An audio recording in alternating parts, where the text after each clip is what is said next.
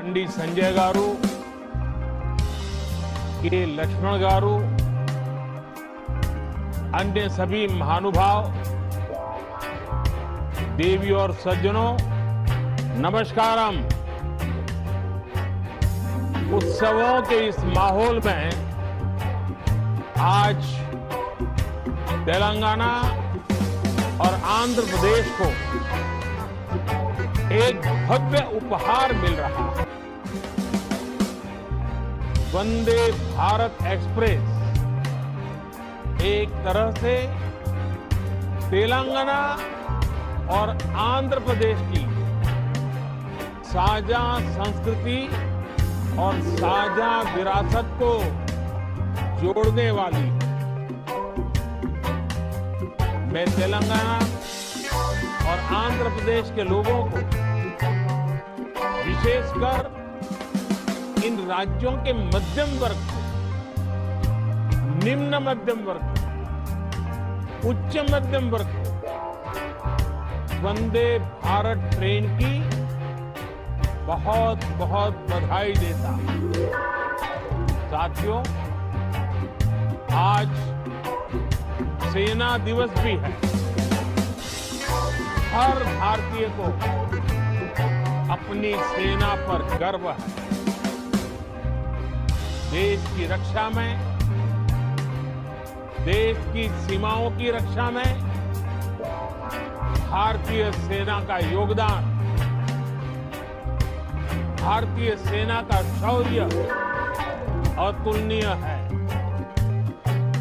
मैं सभी सैनिकों को, पूर्व सैनिकों को, उनके परिवारों को बहुत बहुत बधाई देता हूं। साथियों, इस समय पोंगल, माघ बिहू,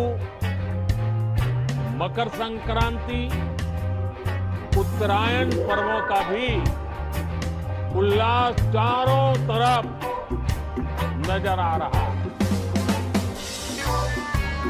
जैसे देश के प्रमुख दिवस,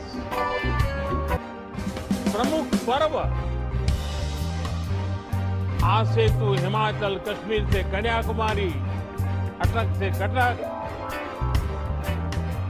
देश को जोड़ते हैं, हमें जोड़ते हैं। एक भारत श्रेष्ठ भारत की भव्य तस्वीर हमारे मन मंदिर में प्रस्तुत करते हैं।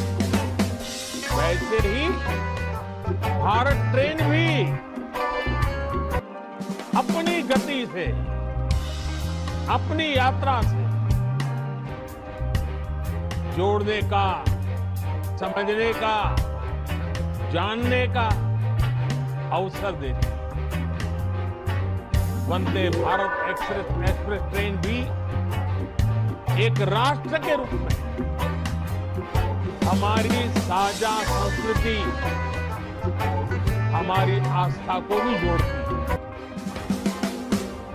ये जो नई ट्रेन शुरू हुई है, ये हैदराबाद, वारंगल, विजयवाड़ा और विशाखापट्टनम जैसे शहरों को जोड़ेगी।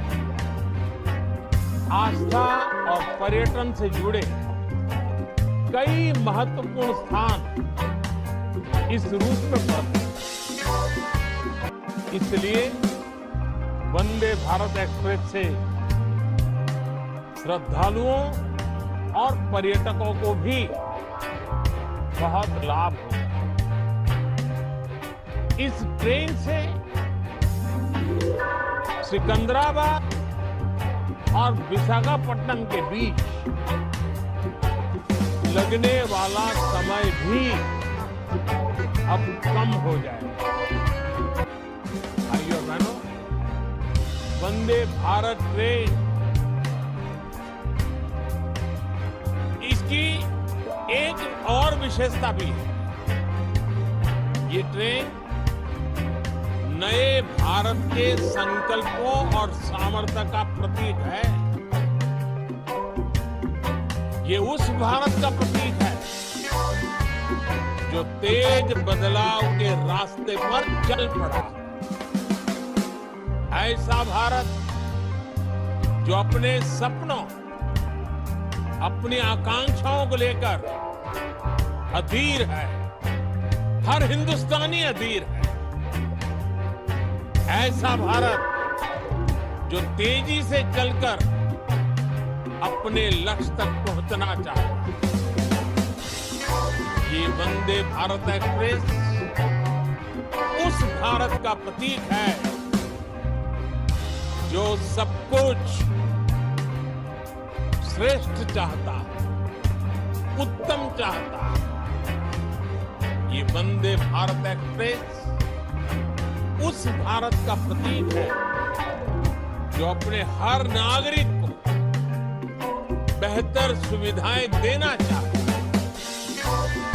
ये वंदे भारत एक्सप्रेस उस भारत का प्रतीक है जो गुलामी की मानसिकता से बाहर निकलकर आत्मनिर्भरता की तरफ बढ़ रहा है। साथियों, आज देश में वंदे भारत को लेकर जिस तेजी से काम हो रहा है, वो भी ध्यान देने वाली बात है। ये सिकंदराबाद विशाखापट्टनम वंदे भारत 2023 के वर्ष की पहली ट्रेन है और आपको खुशी होगी, हमारे देश में 15 दिनों के भीतर ये दूसरी वंदे भारत ट्रेन दौड़ रही है। ये दिखाता है कि भारत में कितनी तेजी से वंदे भारत अभियान पटरियों पर तेज गति से दौड़ता हुआ जमीन पर बदलाव को महसूस कर रहा है। वंदे भारत ट्रेन भारत में ही डिजाइन हुई और भारत में ही बनी देश की ट्रेन है। इसकी रफ्तार के कितने ही वीडियो लोगों के दिलो दिमाग में, सोशल मीडिया में भी पूरी तरह छाए हुए हैं। मैं एक और आंकड़ा दूंगा जो जरूर आप लोगों को अच्छा भी लगेगा, दिलचस्प होगा। बीते कुछ ही वर्षों में 7 वंदे भारत ट्रेनों ने कुल मिलाकर 23 लाख किलोमीटर का सफर पूरा किया है। ये पृथ्वी के 58 चक्कर लगाने के बराबर है। इन ट्रेनों से अब तक 40 लाख से अधिक यात्री यात्रा कर चुके हैं। इन ट्रेनों में यात्रा करने वाले लोगों का जो समय बचता है वो भी अनमोल है। भाइयों और बहनों, कनेक्टिविटी का स्पीड से और इन दोनों का सबका विकास से सीधा संबंध है। कनेक्टिविटी से जुड़ा इंफ्रास्ट्रक्चर 2 जगहों को ही नहीं जोड़ता, बल्कि ये सपनों को हकीकत से भी जोड़ता है। ये मैन्युफैक्चरिंग को मार्केट से जोड़ता है, टैलेंट को उचित प्लेटफॉर्म से जोड़ता है। कनेक्टिविटी अपने साथ विकास की संभावनाओं का विस्तार करती है। यानी यहां गति है, जहां जहां गति वहां प्रगति है। और जब प्रगति होती है तो समृद्धि तय है। हमने वो समय भी देखा है जब हमारे यहां विकास और आधुनिक कनेक्टिविटी का लाभ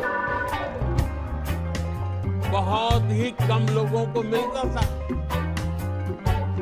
इससे देश में एक बहुत बड़ी आबादी का समय सिर्फ आने जाने में, ट्रांसपोर्ट में ही खर्च होता था। इससे